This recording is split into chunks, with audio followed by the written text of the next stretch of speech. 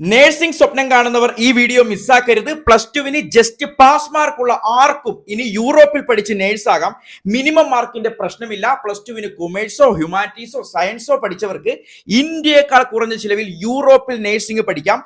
IELTS ആവശ്യമില്ല. പഠനത്തോടൊപ്പം German language free ആയിട്ട് നിങ്ങളെ പഠിപ്പിക്കും. ലീഗൽ പാർട്ട് ടൈം ജോലി ചെയ്യാം. അങ്ങനെ ലിവിംഗ് എക്സ്പെൻസ് നിങ്ങൾക്ക് ഏൺ ചെയ്യാം.